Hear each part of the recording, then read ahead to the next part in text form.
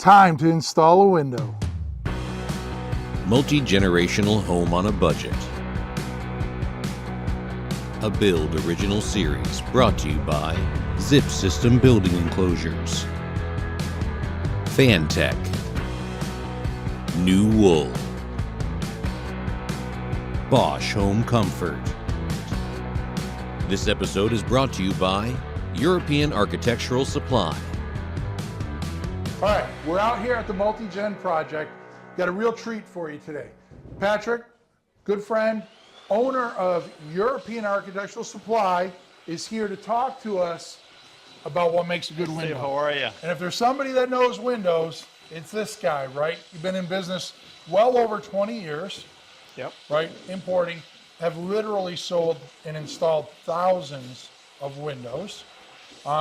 And the thing that I think is really interesting, getting your perspective is, you know, as an architect, okay, we can learn some things about windows, but you're the guy that's shopping for the right fabricator. You're the guy who's shopping for the right components of a window that you're willing to put your name on. That's right. Right? So it's very important that you understand what makes a good window. And we're here willing and able. Share some info. I see you brought some props. Sure. So let's get into it. I'm going to ask the simple question. What makes a good window? Yeah. So, you know, in this project, we're actually using two different products, right? Most of the windows here are UPVC windows, you know, by Schuco. But for this lift slide door for the living room, you know, the aluminum Schuco lift slide door was the right product for this.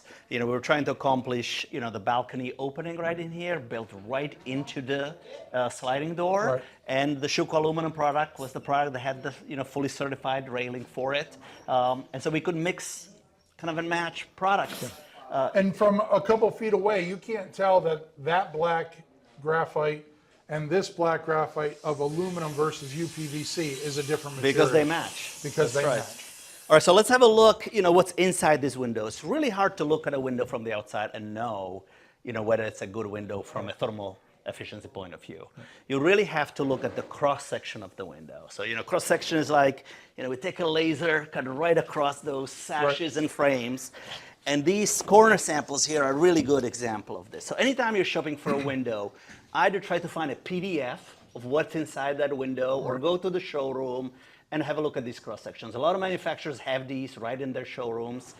You know, hopefully if they're proud of how their windows are built, they want to show you kind of the cross section. You know, every window you look at, you imagine it's minus 10 degrees out here, really, really cold winter. And I want to be here inside in my toasty, you know, 70 degrees like interior. And the window is essentially giving you the thermal separation. Right. You know, the first thing before we speak about thermal transfer, you want your window to be airtight, right? So you're looking at the gasket geometry, you know, of the window and see if the window can really seal properly. This particular door is a lift slide door, which has this very smart mechanism of lifting of its gasket. And when you shut it, it seals down onto the gaskets. That's how you get the And it's a airtight. gravity seal. I mean, the door itself is probably 500 pounds, 400 pounds.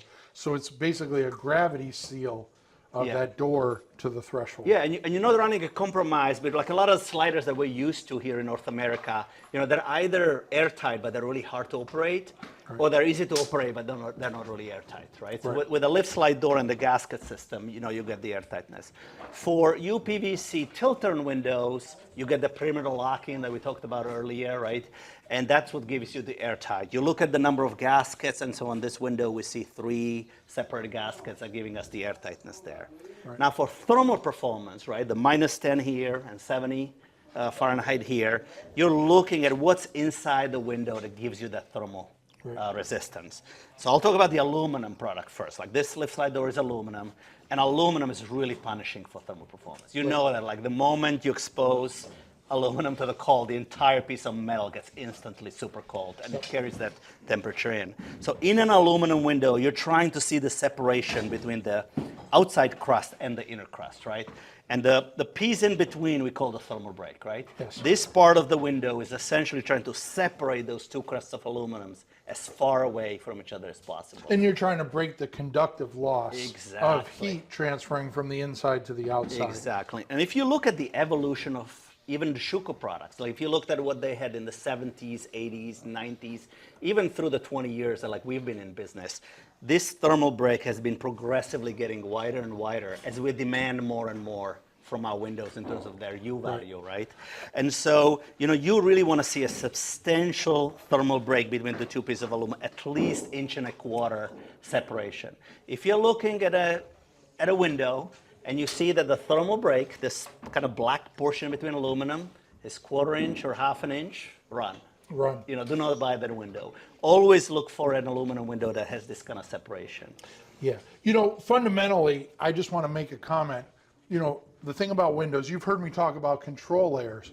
Windows in lift and slide doors, this is a place where these units are all 4 control layers.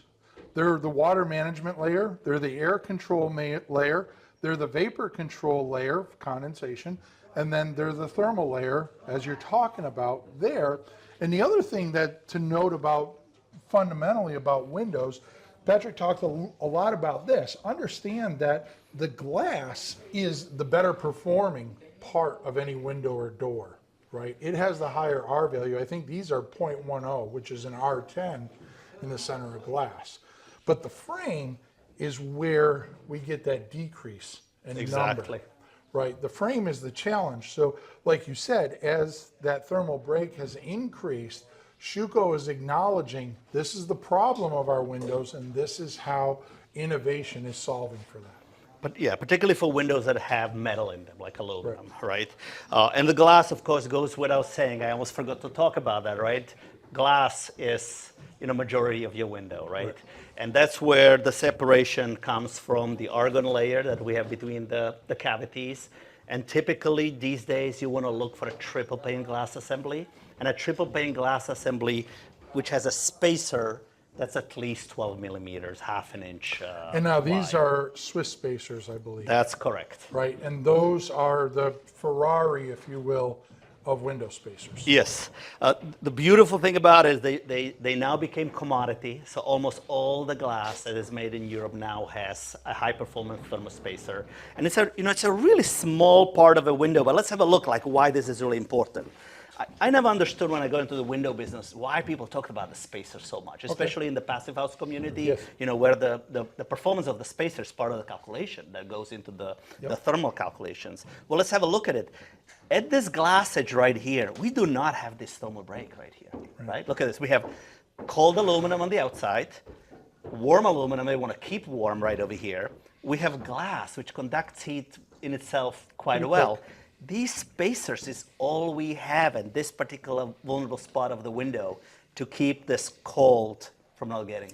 Right, and a lot of people think like that's sealing off the opening. It's really the sealing out here is sealing off the opening. These are acting like that thermal break Exactly. So on the frame. Even though they're so small, they actually have quite a significant impact on the way this portion of the window performs.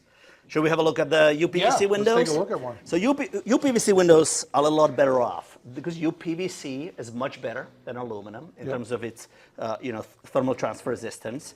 And kind of the only challenge that we're dealing with here is we want to create cavities within the UPVC extrusion to insulate the window from the super cold to the warm interior Using temperature. the static air as the insulator. Exactly. And it's interesting when you are like buying a window in Europe, they always ask you, how many chamber window did you buy? So essentially they're counting the number of chambers as you're going from the inside to from the outside to the inside, and that gives you the performance. Okay. So if you look at these windows from 20 years ago, they have 4 or 5 chambers in them. The new windows have 8 chambers in them, and that's what gives you the thermal performance of the frame. The only kind of thermally punishing portion of this cross section is the steel reinforcement that has to be part of the windows. This is what enables us to make really large UPVC windows, but essentially they have to be all insulated from the outside to the inside. Yeah. No, it's really cool seeing this, and I see you brought some other stuff. We'll talk about how we're going to attach windows, but the options on these are quite large spectrum. Yeah. right? I mean, the UPVC, we're talking how many colors? I think it's like 50 colors at this point, 50 and colors. wood foils. Yeah. Wood foil, so we can get wood grain looks, we can get colors. The other beauty that you might not know is I can get a black window on the inside and a red window on the outside. That's right. Right? I can mix and match those color foils depending on what I want to do architecturally. Yeah, and we get a 2-color orders all the time. You know, there's a design intent on the outside of the building and a design intent on the inside. Yeah. And then, of course, the aluminum, that number exponentially increases to like 250 plus colors. That's right.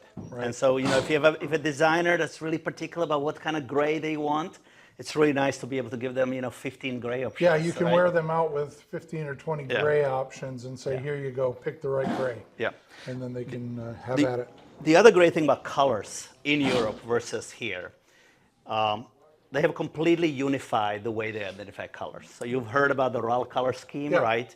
It is wonderful because here we're looking at 2 different products from Schuco, but we can match their colors.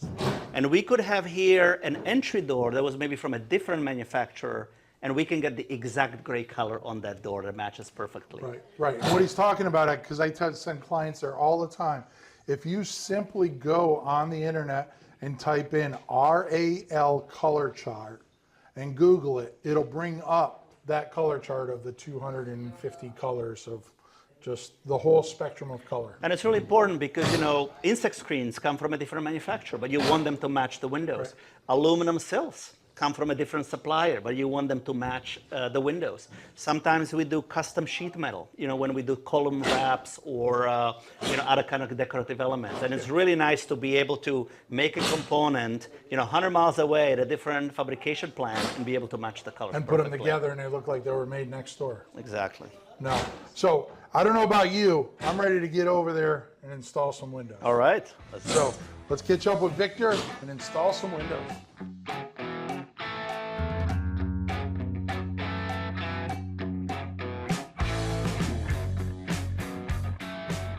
All right, so we're over in the entry hall here. You can see we have 3 window openings. We're going to install that window there. We're going to cut through the opening right from square one.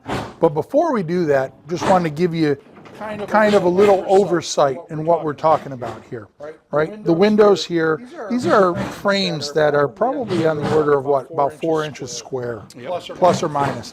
These are not light windows. I mean, that window there is probably every bit of, you know, 50, 60 pounds, and it's 30 inches square. Now, when you're installing windows, as an architect, I have 2 choices. I can make what I call a barrier system where I put the window in, I totally seal it up, and I hope water never gets inside. The other system is a water managed system that suggests water will get in. If it does get in, the question is, how does it get out? And that's what we're going to talk about in this install here. But the other factor that is part of what we do is, notice here we have a window and it has a series of brackets. Now, this is a fixed unit, so we really don't have access to the inside of the jambs or the head to do a different type of installation. We actually have to use these brackets. They turn in here and lock inside the window frame. They're made for it. We're going to get into that. But over here, on the operable window, notice, let's open that up, that there are none of those brackets. Over here, we use what's called a turbo screw. Right? And the beauty of the turbo screw is that because this is an operable window, we have access to the jambs. These are pre-drilled. We could drive this screw in, and you can see this is, I believe, 4.5 inches. And so it's driven in there, so it's getting in there. But the beauty of the turbo screw is it grips the jamb and the window the same. So what that means is, as I drive this in, it doesn't pull the jamb in any, because it can only move through the system. It doesn't pull the jamb and pull things out of plumb. So we get a nice square plumb. And you notice we don't need any shims here, right? So we don't have and we don't need any shims. And then we can put that in there, and these screws are just basically buried into the system. So let's get Victor. We're going to cut out that opening, and we're going to get started on installing a window.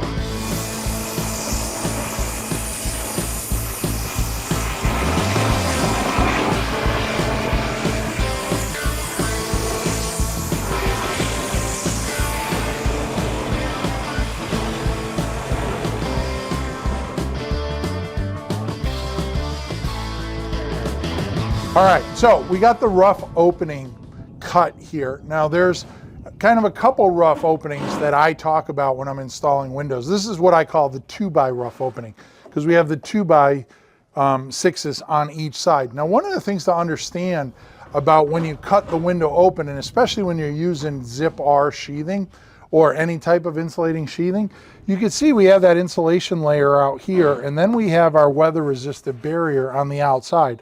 Well, this is a pretty vulnerable part that goes around all four sides of the window. So the vulnerabilities are where durability is going to fail, right? And so I want to make sure that I am putting together a highly durable system. So I need to protect those vulnerabilities. Now, the way that I do that is I take some of our weather resistant barrier. This is the 7/16 zip with the weather resistant barrier on it. And that is exactly what's on the outside. And what happens is this is going to get placed on the jambs here. And then we also have the two pieces that'll go around the top and the bottom. Now, one of the things that we'll do on the bottom is we have what I call the rip sill. And this is basically ripped to the width of the wall. And this is going to go in and it fits. But understand, this is pushed out and it's flush with that weather resistant barrier. So it might even sit in a little, but that's all right. We're going to have the back dam here to catch the drywall. But understand that now I have this 1.5" face on the outside where I can nail the sill to, trim to, rain screen to. I have something that is meaty enough to receive the nail or the screw. It's always been one of the complaints from the siding contractors and the carpenters that when you're using insulating sheathing, there's really nothing to nail here. It's foam. So we have to protect the vulnerability, but in doing that, we want to provide surfaces that we can make future attachment to. So we put that rip sill in, we line the sides with our weather resistant barrier, and then we're going to put the back dam on the back here, and that's going to stop any water from coming in and being wind driven in. It's going to provide that vertical surface. So we can catch water in the pan, but now I need what I call a motivator to push the water out of the window pan assembly.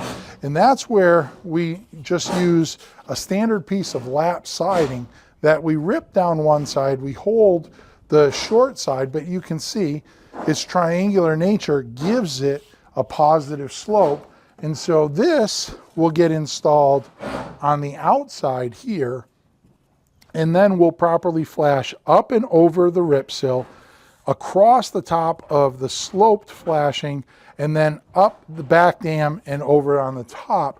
And then we'll sit the window on top of that lap siding. So it's basically sitting in a pan that has positive motivation to drain the water out. The rip sill will be properly flashed all the way back to our weather resistant barrier on the outside, and that water will simply drain into the rain screen. So I'm going to let these guys have at it. They're going to put it all together, and then we're going to come back and recap after all these pieces are together.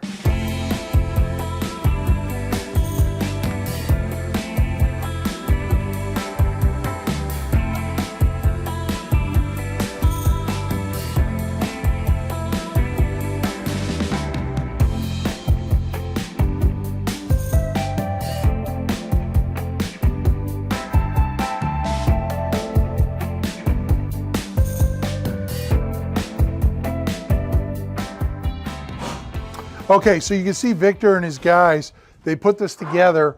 We have our, what I call our zip liner sheets, right? We have those on the GM and we have those on the head. Now, remember, continuity is a word that I use probably in almost every video. And here, our weather-resistant barrier, which is the Zip R9, we want to maintain that continuity. So because we have a window opening, and the window is going to be an extension basically of our weather-resistant barrier, I need to be able to connect the window to the weather-resistant barrier. So I need that link in the chain. And that link are these jam liners. I have that weather-resistant barrier on the outside. It basically folds in on the inside. I've gotten rid of the vulnerability of the insulating sheathing, but now I have the vulnerability of the exposed edge of the OSB on 3 sides. We've also installed the rip sill, the back dam, and then the sloped sill here that gives us that positive motivation underneath the window.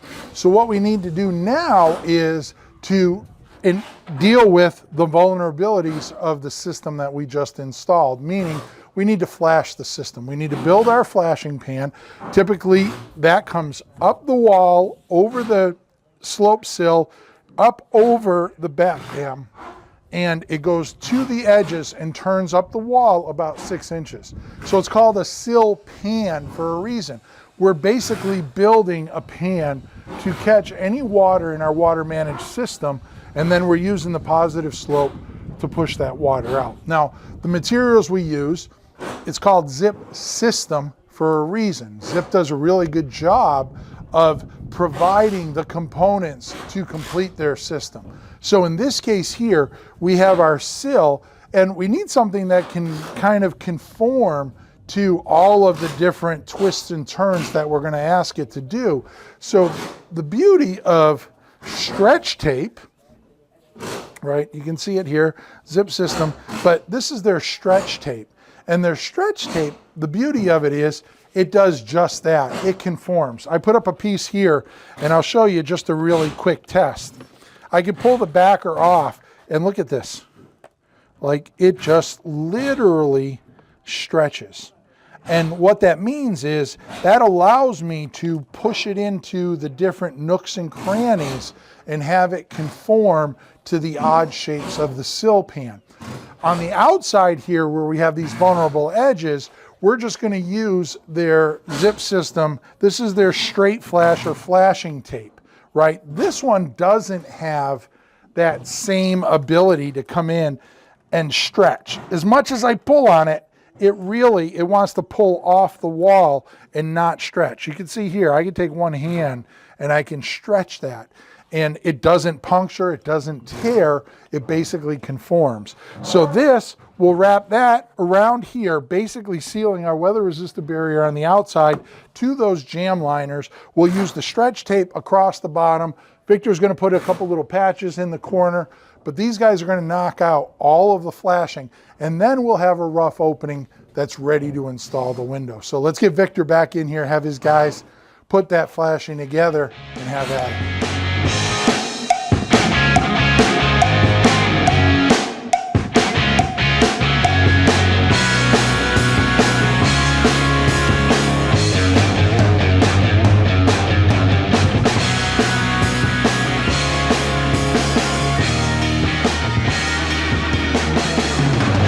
All right, so Victor and guys, they have the window flash. Now, I've been calling it the window installation, but up until this point, we've been basically prepping the rough opening.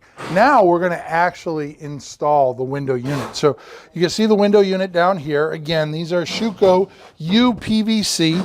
It's in a graphite gray or black. It's probably about an 80% black. It's really nice how they come fully protected. Now, the installation for a fixed unit, remember, because we don't have access to the jams, we have to use these clips. So these are basically intended, they have teeth here, you can see, that bite into these grooves. So we'll come in maybe about 3 inches and we'll just rotate that. And it basically locks it into place. And we'll do another one over here, 3 inches. And then we usually put them about every 16 inches. In this case here, we'll just put one in the center. And then we'll do that down the sides. We won't put it on the sill. And what we do is we'll take these, and a little tip that I learned a long time ago is you bend these down a little. And the reason you bend these down is the rough opening is a little bigger than the window, so that we need to make up for that 1/2 inch difference. By bending it down, it gets them out of the way while we install the window. But then as we bend this up, you'll see that's making up that 1/2 inch of the rough opening there. So then we can just screw through there. I'm just gonna grab a screw here because we get this all the time too. What kind of screws do you use? I mean, these are just simple little pan head screws, not a whole lot of magic. We have multiple holes here. Those just get screwed in through there into the system, and it gets locked into the frame there. So when I get Victor and his guys back here, we'll throw the window in, and then we'll wrap up this installation. So let's get Victor.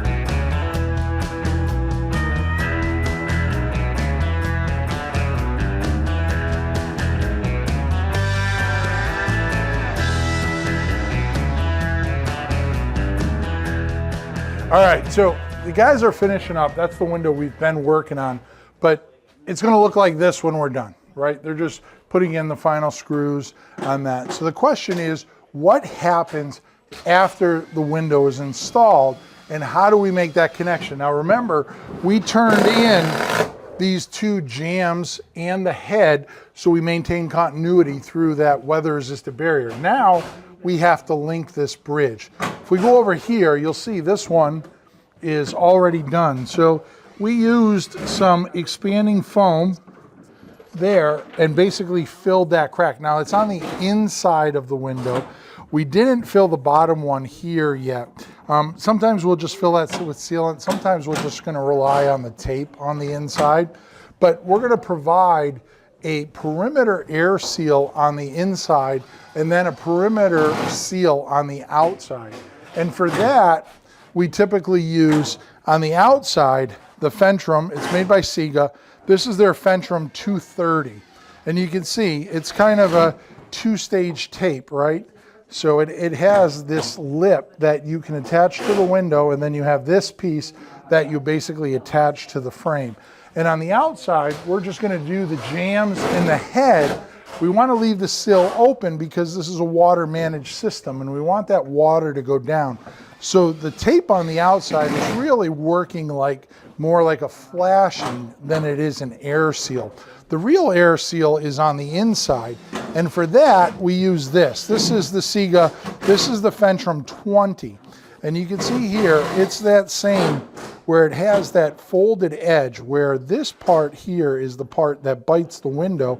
This is the part that bites the frame. So how does that get installed?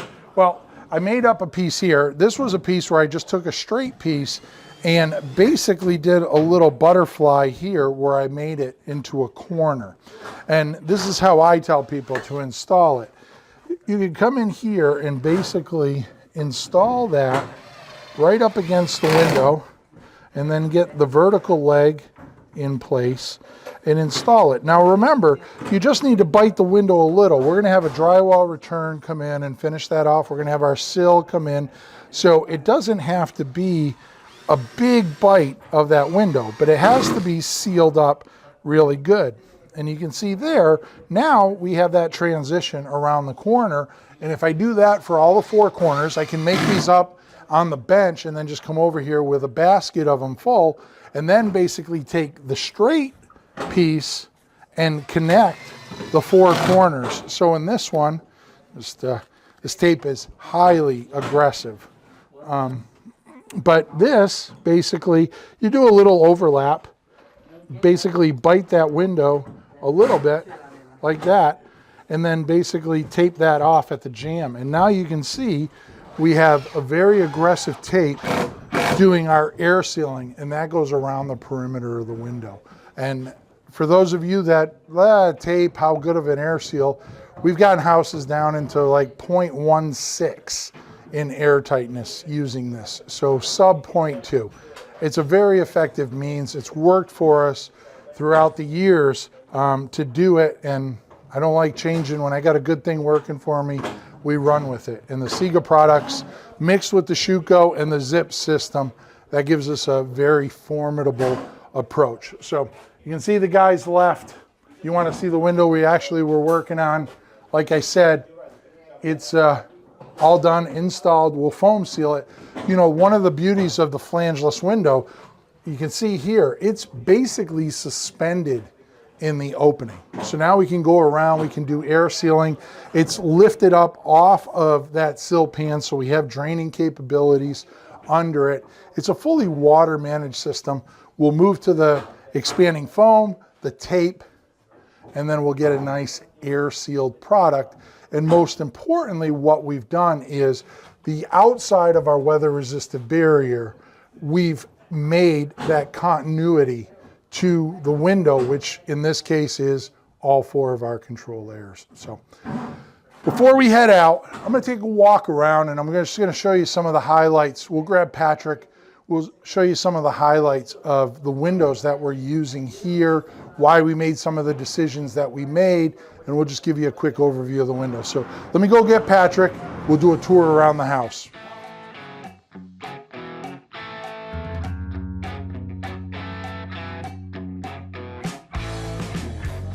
All right, Patrick. So we got that window installed, buddy. I figured before we cut loose here, why don't we take a walk around? Let's just talk a little bit in general about the windows we specifically used here and doors. You know, one of the things about using the Schuco windows, a lot of people think, okay, do they just make windows?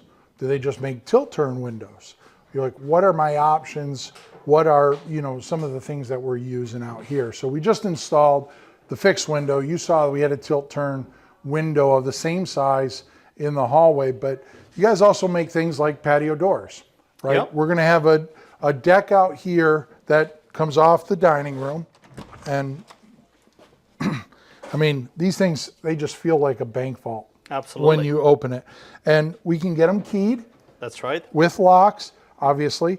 And the keys, we could do multiple doors and have them keyed alike. So all the things that you get out of normal entry doors, we can get here. Yeah, so this is the door we actually call the entry door versus the door we refer to often as a patio door is the one which is a hardware mechanism similar to a window, right? And that's the door that can open and can tilt as well. Right, this one doesn't have a tilt function. That's this is just a totally hinged door. This is a hinge door. This is the kind of door you want to use in places where you expect a lot of traffic back and forth. People are probably going to be going to this deck, and you want to be able to get in and out of the house easily with it, and potentially even lock it, behind you. The patio doors are more suitable, kind of to lower traffic balconies and patio doors. Things you use occasionally. Exactly. Not using every day. And these, you know, when you close it, it's, you know, you closed a well-built door. And just like the windows, the doors are flangeless and they're basically suspended in the opening. That's right. And we'll seal it from the outside, we'll seal it from the inside, and then we'll put some expanding foam in there. We have a pan underneath that, that our flooring will then go right up to. Right next to you here, we just have, this is just a large, typically fixed window. Yeah, So- this is the most affordable window per square foot, as you Right. know, right? This is a good, cost-efficient way to build. You get a lot of impact out of the window, right? It's a great picture window, but the cost per square foot is really the lowest. Like the only cheaper window than this, if we made this window in white, right? Right. Without the foil. Yeah, and one of the things I tell my clients is, you know, windows, glass is cheap, frames are expensive.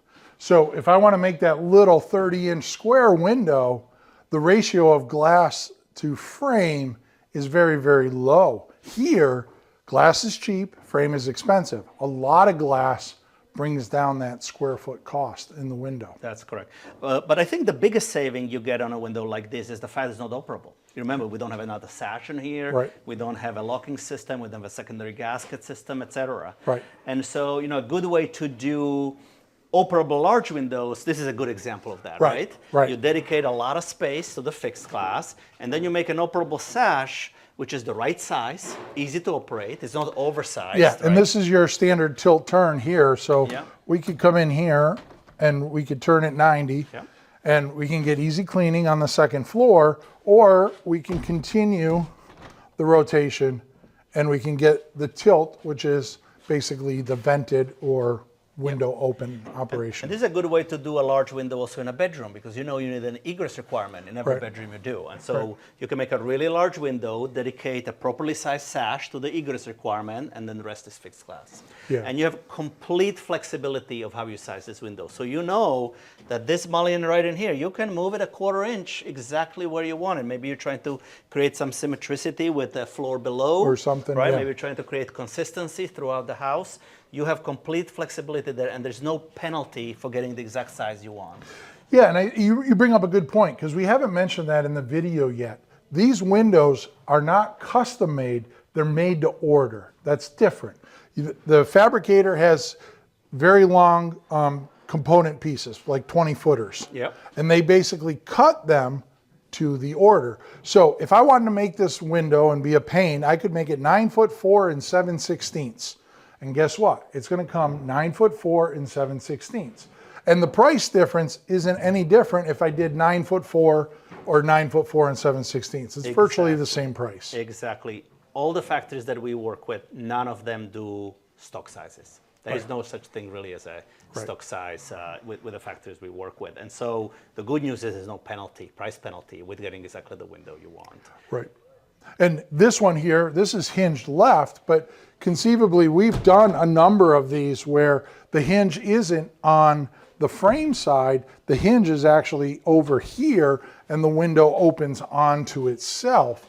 So the window or the mulling system is certainly strong enough where we can put the hinge on there if we want to. Absolutely. You have a ton of flexibility. You could divide this in half and make a fixed piece of glass right here and just a tilt-only window. For ADA wheelchair accessibility, you have flexibility of where you place the handle. So for instance, we can customize the position of the handle at the bottom of the sash to make it a little bit more accessible when you're in a wheelchair. Right. So it's, you can pretty much get whatever you want. And as we walk down through the house here, right, I mean, as an architect, we make some decisions that are based on, hey, we're going to put cabinetry in here and then we're going to put the window above. So in this case here, we align the window on top, we pull the window up. That gives us the ability to put a nice banquet set of cabinets under here, but then we get this nice panoramic view out of the kitchen. Because it's over cabinetry, we probably don't want to get into, do we want it to open and close? But getting this, I mean, this is probably on the order of about 10 feet by 4 foot tall. That's a beautiful piece of glass looking out onto your yard. And remember that steel reinforcement where we're looking at inside the cross section? That is what enables you to make these window sizes really, really large. Right. And we're here in an area where we can get hit by like a Category 3 hurricane. You need the stiffness of the frame and the anchoring to be able to withstand 110 miles per hour when the storm gets here. And then of course, we talked about it earlier, but man, I'm the first super time, excited about this. First time have you guys ever installed, this is the first time I've installed one and the first one I've ever seen. Yeah. So first one you guys have ever seen? Yeah, so we go to European trade shows and we look at products and we get inspired by what we see. And so, we've noticed that the European window manufacturers have been integrating glass railings into their products. Now, why would you want to do that? You know that when you're doing a building envelope and you're trying to put a piece of railing on the building, what do you have to think about? What am I going to anchor it? How am I going to waterproof it? How is it going to interact with my siding, my cladding, my rain screen on the outside, etc.? Is it going to be strong enough, etc.? Right. And so the window manufacturers have designed integrated glass railing products into their products, tested them to the necessary engineering strength. This is 250 pounds easy. You're not pushing that out. This is a 16 millimeter, 8 plus 8 millimeter template glazing laminated together. Okay. Just for comparison, I believe ice hockey rings use 8 millimeter tempered on the outside. This is 8 plus another 8 with a sheet of laminate in between it. So even if you were able to break so I can start bouncing hockey pucks off this, is that what you're telling me? You can throw hockey pucks against this, absolutely. But it is nice that you can come to this, you can leave it open on a beautiful day like today, and you get that air exchange. We're going to have a screen door that can slide on the outside of this, but you can sit down on the couch, look out, or you can stand up and take in a conversation with your kids or your in-laws living downstairs, view to the yard. And you can make the interior space feel more like a deck. Yeah. And you know everything that's involved in building a deck, right? You need to have foundations for it. You have to support it. You have to kind of engineer it. You have to build it. You know, decks and balconies are really expensive. Right. And in some instances, building the deck is the right thing to do. But in many instances, especially in commercial projects, right, balconies are really complicated. Well, they're complicated, and sometimes you don't have the property to be able to put a balcony on. Exactly. So this is a great way to go up the second, third, fourth story and give somebody kind of a perceived deck door or slider to a deck that doesn't really exist. Exactly. And this is a single sash slider, so the sash is moving here to the right-hand side, but you can imagine we could have a double sash slider with even a wider opening here. We just have to design the railing to withstand the strength that it needs to have for that gap. And you know, you put the window in and you're done. You're not looking for anchoring points. You're not trying to waterproof, you know, all of that anchoring. Yeah, it's like all trying to part of put the a rail product. on the outside and then integrate it, that is a headache. The fact that this came with the door system just makes life real easy. Yeah. Now, we talked a little bit about windows, but we actually have a front door that came from you guys also, and it's made by Schuco. That's right. Right, and it doesn't have any glass in it. It's a solid insulated door. So as we go down here, you'll see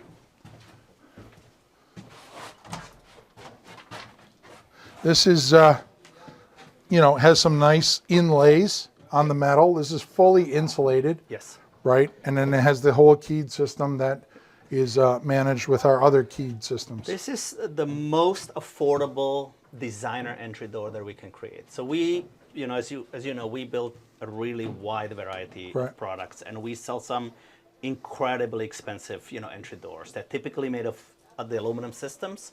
You know, they have overlay panels on them. We wanted to use this door on this project just to illustrate what you can do on the lower price range of that with still a PVC door system, UPVC door system for the frame and the sash.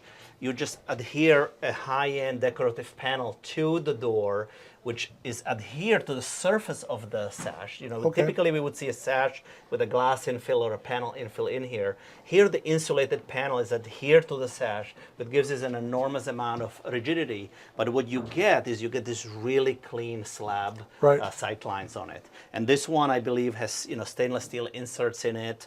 You know, it's a very clean and simple. And it has multi-point locking system. You still get the multi-point locking systems. Yeah, what a great system. So, all right, buddy. So I want to thank you, you know, not only for coming out, making the trip out here, but, you know, the very great insight that you brought and talking about what makes a great window. I appreciate working with you guys. I can say that I've been working with you guys for probably a dozen years. We've never had any major problems, no arguments, none of this. Whose fault is it? We solve problems. They are an exceptional company to work with. So I thank you for being a friend, and I thank you for your great windows and doors. Great work. Until next time, buddy. Next time. So there you have it.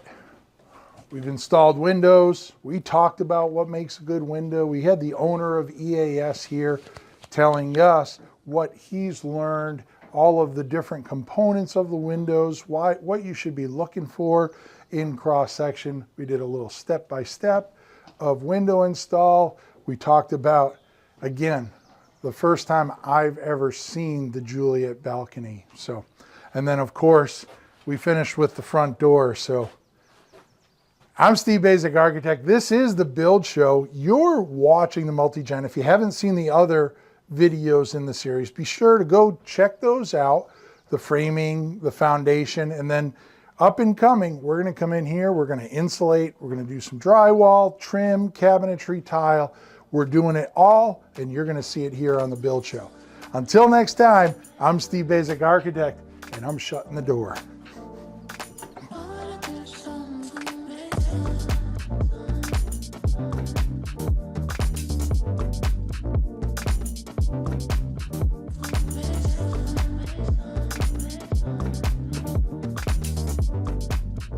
All right, so shooting. We can't bring you these videos unless we get partners in the industry to team up with us to ensure that we can bring you the best content possible. Today, I'd like to throw out a huge thank you to New Wool Corporation. If you're not familiar with them, 75 years in the business. Now, one of their stories that I think is probably the one that's priceless is 86% of their product is recycled content. Very, very little virgin content going into their products. So they're taking waste products and finding a way to bring it to you to use it in a useful, carbon neutral, carbon plus manner in your houses. And one of the interesting things that I just learned is that their manufacturing process is 1/10 of the energy that it takes some of their closest competitors to create their insulating product. So not only are they highly recycling it, but they found ways to be very innovative in their manufacturing process. And that means they're bringing you a really good quality product. Let's talk a little bit about their products. You might know them, they're most famous for their loose fill insulation. Yeah, it's cellulose. It's recycled paper, cardboard, it's treated with borates, so it can handle the fire, it can handle the sound. You saw that we're using it in acoustic situations as well as really good thermal situations as part of our thermal barrier. And not only do they give you the blown in cellulose, we can use this as loose fill in the attic like we did here. We can add a little bit of moisture at the nozzle, put it in the wall as a damp spray cellulose, or we can net and blow this stuff in and get a dense pack situation, all of which yield right around that 3.8 per inch. If you want to move to a bat situation, then they make these EcoCell products. They make it in a 5.5 inch bat, they make it in a 3.5 inch bat, R13 and R20 respectively. Now the beauty of this, I'm sweaty, it's hot, I've been out here all day. I'm not gonna sit here and be full of irritants, right? It's healthy, you can put it in your house, you can put it in the baby's room, and we can ensure that the family lives happily ever after. If you're looking for special situations, they have their EcoSeal blanket, comes in 1.5 and 2.5 inches. This is really good. You know my detail where I do the foundation wall and we hold off the framing that 1.5 or 2 inches? Well, here's your solution.